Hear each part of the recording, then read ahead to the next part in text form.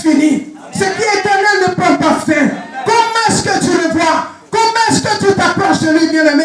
Ne te laisse pas distraire. La Bible nous dit, en Romains 12, verset 2, ne vous conformez pas au siècle présent. Ne vous conformez pas au monde, bien-aimé. Tu es dans un monde extraordinaire où la puissance de Dieu est à ton actif, bien-aimé. Approche-toi de lui avec foi et tu verras sa gloire au nom de Jésus.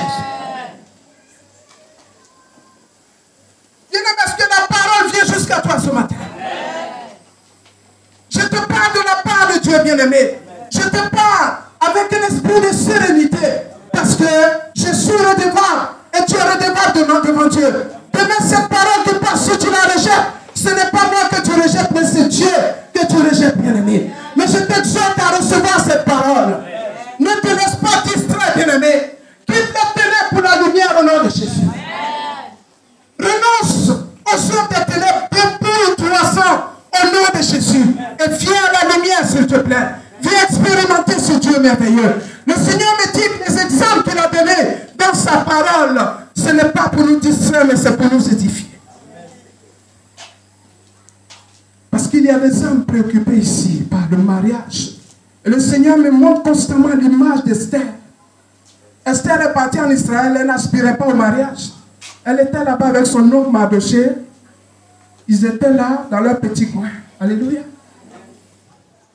Mais Dieu lui a donné l'homme le plus puissant de Babylone, le roi de Babylone.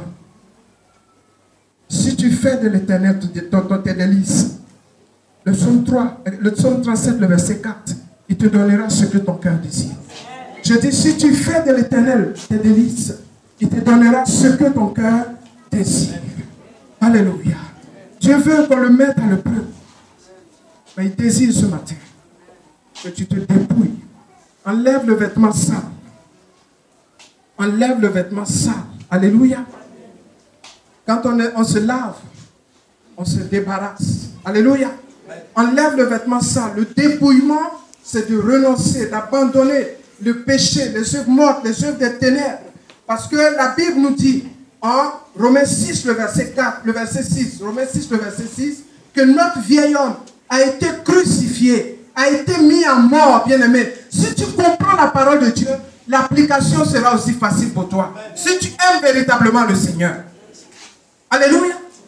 Si tu aimes véritablement le Seigneur, la chair, le corps de péché a été mis à mort avec Christ. C'est-à-dire, l'homme adamique là a été crucifié avec le Seigneur Jésus. Pour que nous ne soyons plus esclaves du péché. Bien aimé, c'est écrit en Romains 6, le verset 6. Et que si nous vivons, ce n'est plus nous qui vivons, mais c'est Christ qui vit en nous. Galates 2, le verset 20. Donc nous devons refuser de pratiquer les œuvres mortes. Une année, quand je prêchais un dimanche, j'ai dit que en tant qu'enfant de Dieu, nous sommes une nouvelle création. Chaque jour, l'ennemi, il vient comme un train. Et dans le train, là, il y a différentes sortes de péchés. Les wagons, là, c'est différentes sortes de péchés. Quand il vient, il s'arrête à notre porte, il sonne, papa. Le démon a te dit, tu ne viens pas. Dis-lui que tu es en Christ Jésus, je ne viens plus. Je ne monte plus dans ce train. Je ne m'assierai plus dans le wagon du péché. Alléluia. Tu dois monter dans le train du Saint-Esprit. Dans chacun de ces wagons, c'est la sainteté, c'est l'obéissance, c'est tout ce qui est bon, agréable et parfait au nom de Jésus. Alléluia. Tu es une nouvelle création. Lorsque le péché se présente à toi, tu n'es plus obligé de pécher parce que ton ancien homme là, il a été mis à mort à la croix. C'est ce que tu dois comprendre. Assois-toi, prends la Bible, lis un peu la parole de Dieu, tu vas comprendre, bien aimé. Le vieil homme est mort. Alléluia. Qui fait qu'en tant qu'homme nouveau, lorsque tu pêches, tu es triste. Est-ce que tu vois un peu la réalité spirituelle? C'est pour ça que je dis, si tu dis que tu es chrétien et puis tu pêches, ça te dirait, tu es là, c'est que tu as un problème. C'est que tu as un problème, tu n'as pas encore expérimenté la nouvelle naissance. Parce que quand tu es né de nouveau, les choses qui n'ont pas Dieu là, ça ne te dit plus rien. C'est ce qui est pour Dieu là qui t'anime, tu as envie de ces choses-là. Alléluia. Tu as envie de ces choses. Donc je dis que la liberté en Christ passe par le dépouillement du vieil homme. Tu dois enlever ce vieux vêtement Et lorsque tu l'as enlevé, l'autre étape que nous avons vue, c'est le renouvellement de l'intelligence. Quelqu'un qui s'est dépouillé, quelqu'un qui s'est complètement libéré de tout ce qui est saleté, de tout ce qui ne glorifie pas Dieu.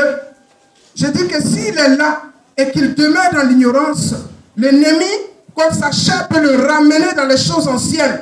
Alléluia. Et à ce niveau-là, quand il s'est dépouillé, il s'est repenti, il est passé par la délivrance et tout, il a besoin d'être renouvelé dans l'esprit de son intelligence. Et ici, le Seigneur m'a donné le passage de 2 Timothée 3, le verset 16, qui résout ce que c'est que le renouvellement de l'intelligence. Nous avons reçu de nos ethnies, de nos milieux sociaux, culturels, ethniques, de nos milieux professionnels, etc., surtout de nos origines ethniques, nous avons eu des raisonnements, nous avons hérité des choses qui sont des coutumes, des habitudes. Et étant devenus enfants de Dieu, nous avons besoin d'être enseignés, d'être éclairés pour savoir ce qui est bon, ce qui est agréable, ce qui est parfait et retenir cela. Et ce qui est contraire, nous devons rejeter cela. Et donc le Seigneur m'a éclairé pour dire que ce renouvellement de l'intelligence, bien-aimé, consiste à être enseigné, selon 2 Timothée, le verset 3, le verset 16, pardon. Nous devons donc enseigner. Quand quelqu'un est enseigné, il sait, il reçoit ce que Dieu dit positivement et ce que Dieu demande qu'il rejette qui est négatif, qu'il doit rejeter. J'ai donné assez d'exemples et cet exemple que j'ai donné beaucoup, sur lequel j'ai insisté, c'est nos parents qui sont convertis. Le dimanche comme ça, tu leur dis, bon, venez à l'église, tu vas, tu arrives là-bas, ils ne sont pas là, ils s'en vont au champ. Amen. Ça, c'est une habitude du monde. Il s'en va au champ. Tu lui dis, non, maintenant tu es devenu chrétien, dimanche là, c'est pour le Seigneur. Il faut venir à l'église. Mais il peut être là et puis il lutte. Parce qu'il a reçu quelque chose. Or, la parole de Dieu te dit qu'en tant qu'enfant de Dieu, le jour du sabbat, tu dois être dans la présence de Dieu. Alléluia. Donc, voilà un premier point que j'ai donné. J'ai aussi expliqué que dans le monde, excusez-moi, je reviens là-dessus, ce sont les habitudes auxquelles nous sommes confrontés. Pas que ce soit un plaisir pour moi pour en parler, mais ce sont des réalités que nous voyons. Dans le monde, quand une jeune fille, il y a des filles qu'on marie à 14 ans, il y a des filles qu'on marie à 15 ans, à 16 ans, etc., etc. On te dit non, tu as tel âge, tu dois avoir un ami pour qu'il s'occupe de toi. Ça, c'est le monde, ça. Amen. Mais je dis dans le Seigneur, Dieu enseigne la chasteté jusqu'à ce que les gens soient en âge de se marier et aient les moyens de se marier. Une jeune fille, un jeune homme, tu dois vivre dans la chasteté. Alléluia. Tu dois vivre dans la chasteté. Ou bien le mot là est trop grand. C'est-à-dire que tu ne dois pas avoir de go, tu ne dois pas avoir de gars. Terre à terre. Est-ce que quelqu'un me suit? Amen. Est-ce qu'on me suit ce matin? Amen. Alléluia. Amen. Tu te dis, mais comment je vais faire? Tu n'as rien à faire. Tu n'as qu'à écouter ce que Dieu te dit. Bien-aimé, ce que je suis en train de te dire, soit ça te libère, soit ça te condamne. Alléluia. Suis-moi bien. Soit ça te libère, soit ça te condamne. Mais tu seras libéré au nom de Jésus.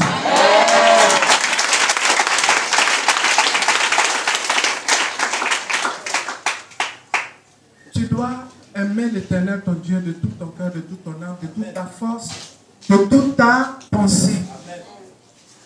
Alléluia. Amen. Tu viens à l'église. Tu veux te marier. Seigneur, je veux me marier. Mais tu viens à l'église. Tu suis la voix de Dieu. Dieu pourvoira au temps marqué. Amen. Alléluia. Amen. Dieu pourvoira au temps marqué. Amen. Un enfant de Dieu, il doit être serein.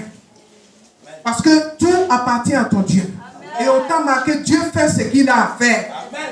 Ne te dis pas non, je suis âgé, là j'ai en train de partir. Mon ami, c'est vrai, c'est un souci, mais présente-le au Seigneur. Parce que quand c'est comme ça que tu viens, pendant que les autres sont en train de prier, Seigneur, donne-moi un mari.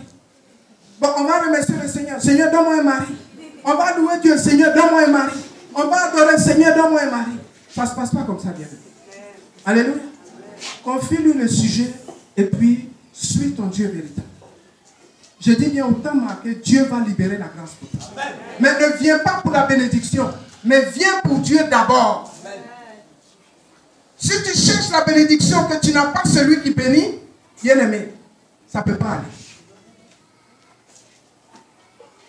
cherche l'Éternel véritablement. Parce que lui, il ne déçoit pas. Il ne trahit pas. Il n'abandonne ni ne délaisse. Alléluia. Donc, il y a des principes que nous avons acquis selon nos milieux ethniques qui ne nous arrangent pas, comme je vous le dis, et nous devons abandonner cela. Donc, la parole de Dieu va venir avec tout ce que la personne a reçu. La parole de Dieu va venir opérer un enseignement, va venir enseigner la personne. Amen. Et quand la personne va recevoir la parole de vérité, cette parole-là va convaincre la personne de péché. Amen. Pour dire, voilà, ça là, c'est bon, ça c'est pas bon, ça c'est pas bon, ça c'est pas bon. Quand la personne est convaincue de péché, alors elle accepte, elle reçoit cette parole qui va corriger en elle les erreurs qu'elle a reçues, qui va corriger en elle tout ce qui est imperfection, tout ce qui est défaillance, tout ce qui est péché qu'elle a hérité, ça va corriger ces choses-là en elle, ça va dissiper tout ce qui est ténèbres qui est en elle, au nom de Jésus. La parole de Dieu, selon Jean 15, le verset 3, va purifier cette personne. La parole de Dieu, selon Jean 17, le verset 17, va sanctifier la vie de cette personne, va purifier cette personne. En tant qu'enfant de Dieu, tu sais maintenant que pour l'âge que j'ai, je n'ai personne. Même si la personne est dans le monde qu'elle veut de toi, bien-aimé, il y a une manière de faire. Alléluia.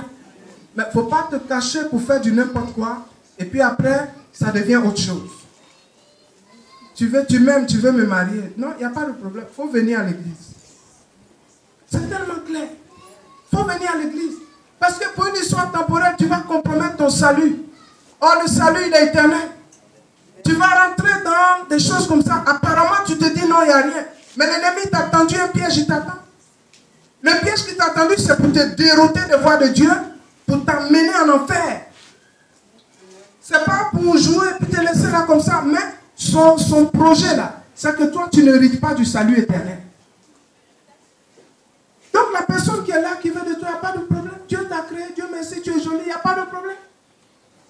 Bon, on va aller voir mon pasteur. C'est là tu vas voir qui est qui. Si c'est vrai ou c'est faux, là, tu vas voir dedans. C'est des gars, hein. On va faire matin là, je vais parler. Alléluia. Je n'ai pas envie de parler ce matin. Alléluia. Les gens induisent beaucoup en erreur, faites attention. Je dis, je n'ai pas envie de rentrer dans les détails ce matin. Donc la parole de Dieu vient enseigner, convaincre de péché, corriger ce qu'il faut corriger en nous. La parole de Dieu vient dissiper tout ce qui est ténèbres en nous. La parole de Dieu vient nous purifier, nous sanctifier et nous instruire dans la justice. Si tu mentais avant, la parole de Dieu te dit maintenant, il faut parler selon la vérité. Parce qu'il y a des gens, c'est leur ministère. De toute façon, ils savent bourrer. La parole de Dieu te dit, il faut parler selon la vérité. Et quand tu as parlé, tu es libre, tu es tranquille là. Mais quand tu as menti, si c'est quelque chose droit de prouver, quand on parle là, tu trembles. Tu sautes ici, moi tu sautes là, mais tu vas devenir l'homme comment? Si tu dois lutter pour cacher ce que tu as fait là. Alors quand tu as dit la vérité, tu es libre, c'est fini. Ça fait du bien à beaucoup. Hein? Alléluia. Caïn a eu des problèmes comme ça. Il n'aimait pas son frère, il a tué son frère. Un péché après un autre péché. Il a dit, il a menti jusqu'au bout, il a péché jusqu'au bout. Tu sais, mais il a parlé mal à Dieu même. Alléluia. C'est comme ça. Quand tu as commencé là, c'est un cycle infernal, le péché. Où tu as menti là, tu es obligé de mentir sur toute la ligne. Amen. Ou bien tu es là, quand ça chope sur toi, quand il y a confrontation, tu deviens long, tu deviens court. Parce que tu fais signe aux gens. Comme ça, quand on parle, c'est des clins d'œil maintenant. C'est comme ça.